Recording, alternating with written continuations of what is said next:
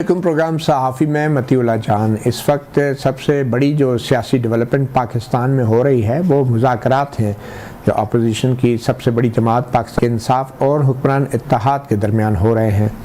मुज़ाकराती team जो opposition की है तहरीक इंसाफ की तरफ से, उसमें उनके जो तर्जुमान हैं जनाब साहिबजादा हामिद रज़ा साहब जो सरबराह भी हैं सुन्नी इत्तेहाद कौंसिल के, वो आज हमारे मेहमान हैं।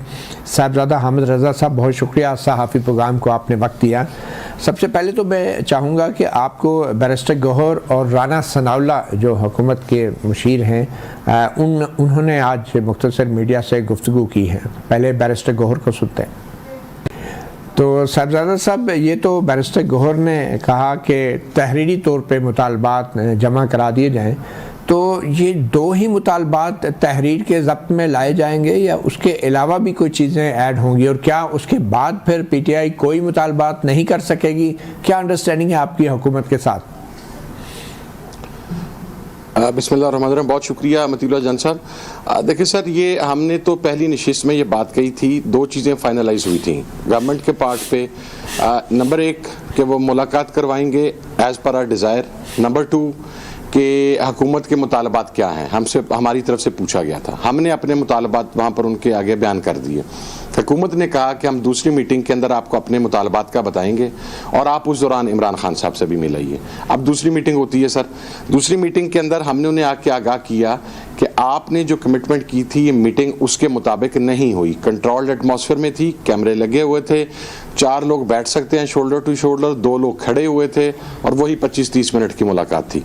तो उन्होंने कहा कि ओके, आपके साथ मुत्तफिक हैं, आपकी अगली मुलाकात 2-3 दिन में करवा दी जाएगी और वो आज़ाद माहौल में होगी और तवील वक्त के लिए होगी।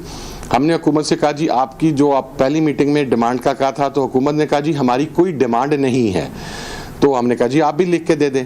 अब जो हमारी तरफ से जो डिमांड्स, आपका सवाल था, 2 डिमांड्स हैं सर, बड़ी सिंपल सी। 9 मई 26 नवंबर का जुडिशल कमीशन और पॉलिटिकल असीरान की आईनी कानूनी जुडिशल तरीके से रिहाई, उसके अंदर कोई एग्जेक्टिव ऑर्डर या उसके अंदर कोई फेवर हुकूमत की हमें रिक्वायर्ड नहीं है।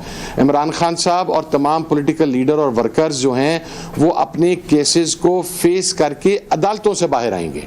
हुकूमत की फेवर कोई नहीं रिक्वायर्ड, सिर्फ प्रोसिक्यूशन का जो एक गैर जानिबदाराना किरदार है और पॉलिटिकल विक्टिमाइजेशन है उसके ऊपर बात हुई। आज खान साहब की तरफ से हमें इतला आ गई, बैरिस्टर गौहर साहब ने आगाह कर दिया है। हम अपनी जो 2 मुतालबात हैं, इसके अलावा और कोई मुतालबा नहीं है जी, यही लिख के देंगे। अपने शुहदा का, अपने मिसिंग पर्सनस का, अपने वुंडेड जो हैं उनका लिख के देंगे और उसके साथ साथ फिर हम ये डिमांड भी करेंगे कि अब हुकूमत भी हमें कागज़ के ऊपर लिख के दे कि हुकूमत की कोई डिमांड्स नहीं है, क्योंकि in the last 24 hour happenings कुछ हुकूमती तर्जुमान कह रहे हैं कि हमारी भी कोई डिमांड होगी, कुछ हुकूमती तर्जुमान कह रहे हैं कि नहीं हमारी कोई डिमांड नहीं है। तो कंफ्यूजन उस साइड पे है जी। चलें, वो हुकूमत की डिमांड तो जब सामने आएगी फिर बात करेंगे, मगर आपकी तरफ से सिर्फ 2 डिमांड, इतना कुछ इस मुल्क में हो चुका है, इतना कुछ आपकी हुकूमत, आपकी पार्टी, आपके लीडर के साथ हो चुका है, मगर फिर वो सब कुछ आप भूल जाएंगे जो अब तक आपके साथ हुआ।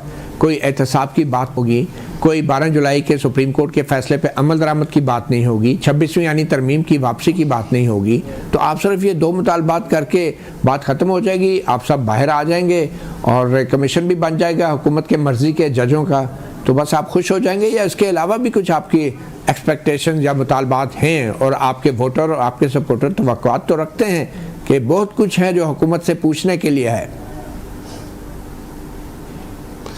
अच्छा मतीउल्लाह जान साहब, सबसे पहली बात तो यह है कि सर कोई हुकूमत की मर्जी का कमीशन नहीं बनेगा, मैं आपको पहले क्लियर कर दूं जी।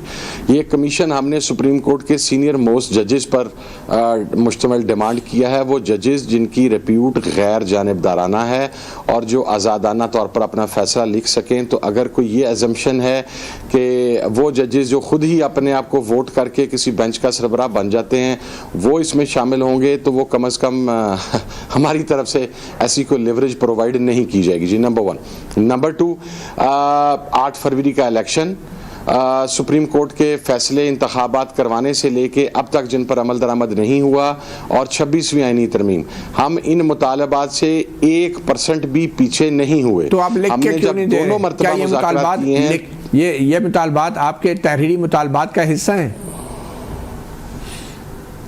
नहीं, इसके अंदर मैं आपको अर्ज कर देता हूं जी, लिख के क्यों नहीं दे रहे।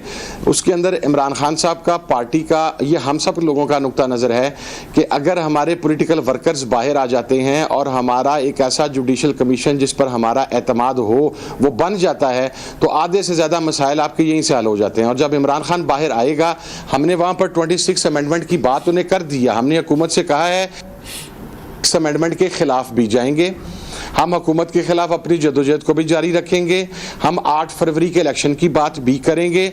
और साथ साथ दोनों मीटिंग्स में हुकूमत को यह कहा गया है कि हम आपको फॉर्म 45 की गवर्नमेंट तस्लीम करते हैं, 47 की, हम आपको लेजिटिमेट गवर्नमेंट तस्लीम नहीं करते, लेकिन हम पसंद करें या ना करें आपको मनसबे इक़्तिदार पर बैठा दिया गया है, लेकिन हम अपनी चीज़ों से पीछे नहीं हो रहे जी।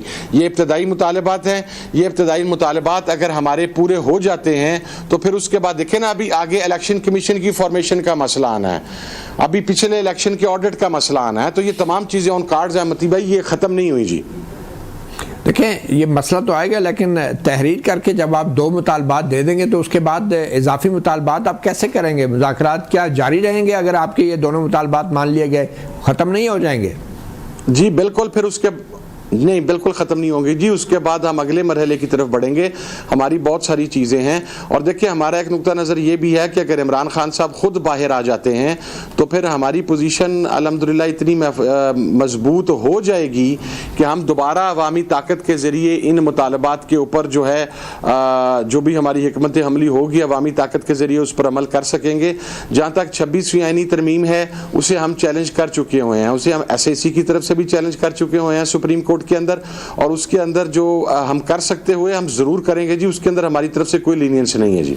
अच्छा, ये बताएं कि हुकूमत के पास देने के लिए क्या है और आपके मुज़ाकरात क्या वाकई सिर्फ हुकूमत से हो रहे हैं?